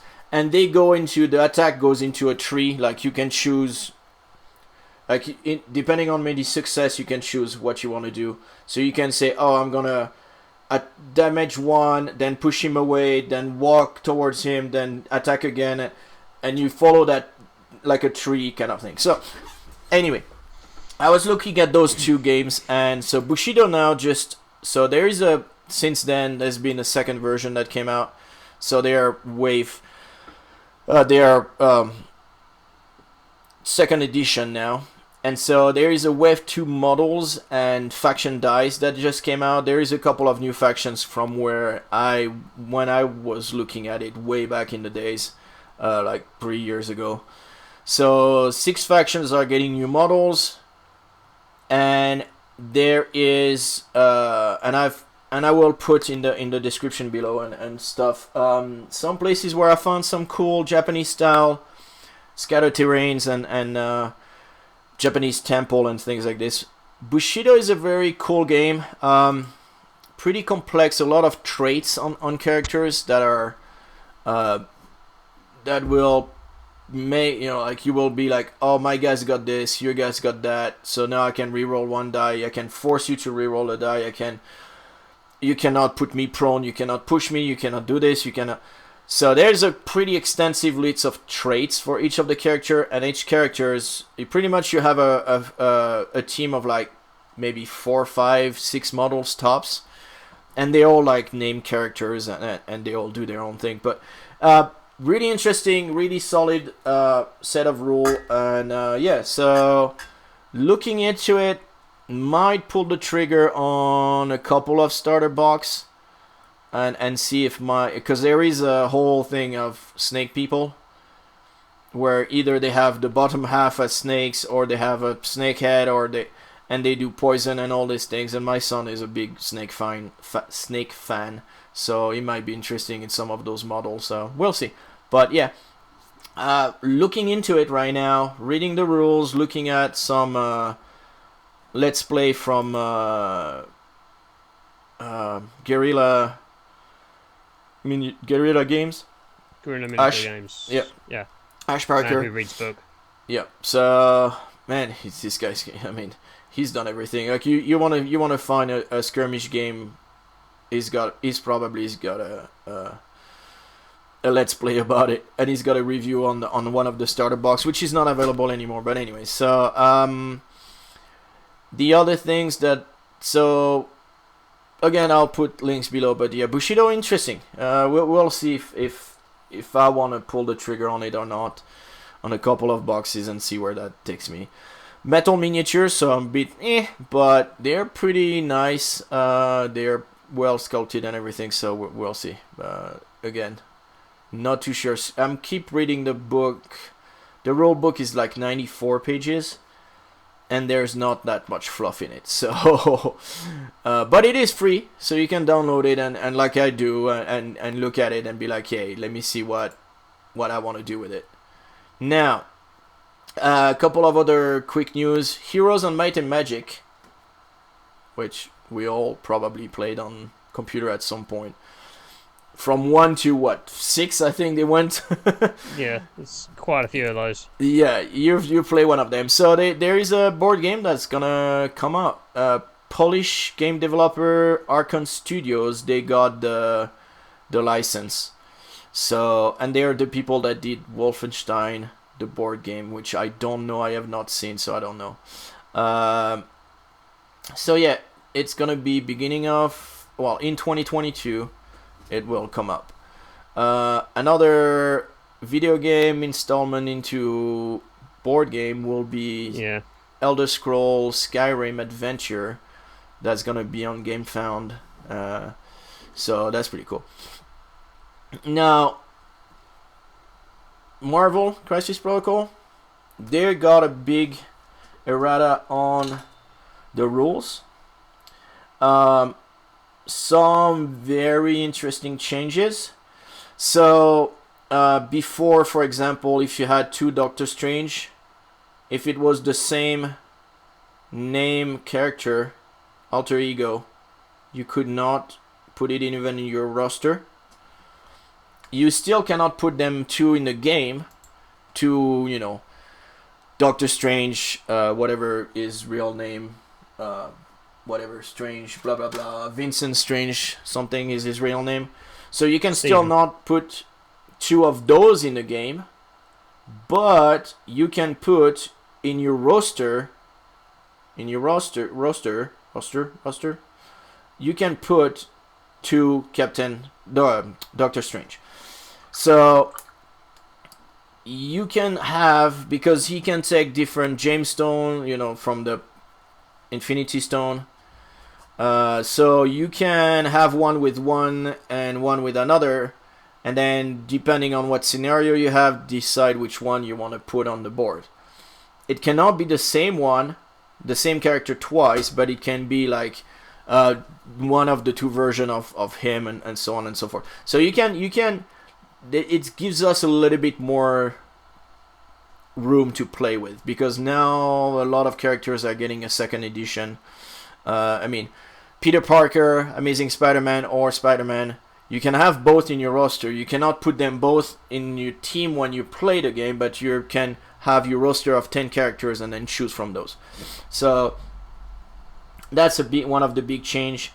They made a change on the activation. I still not sure like how to pick scenarios and activation and so on, so that I need to look more into it.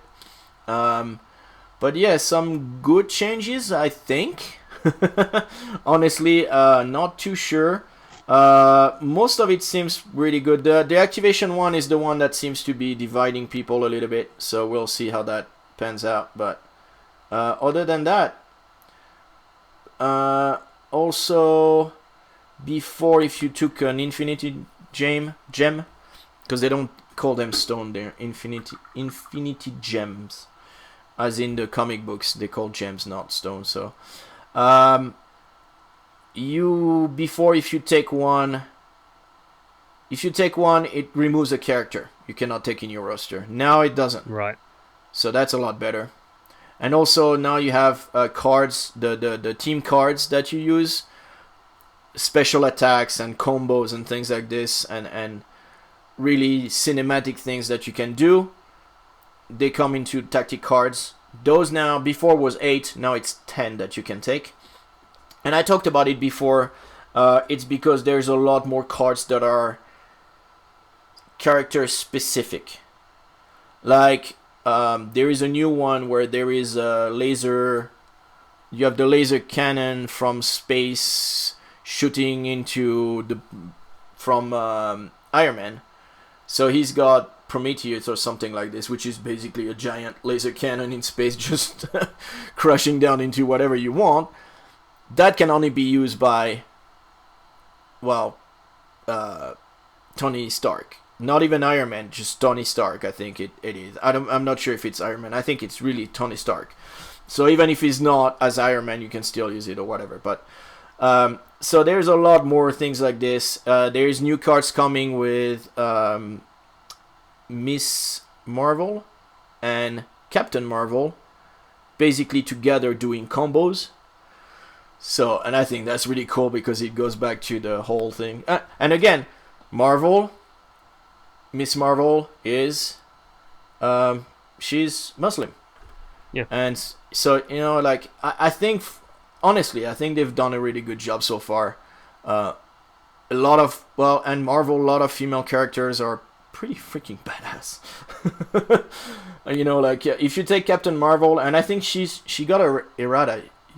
Did she already? I don't think she got. No, I think she did.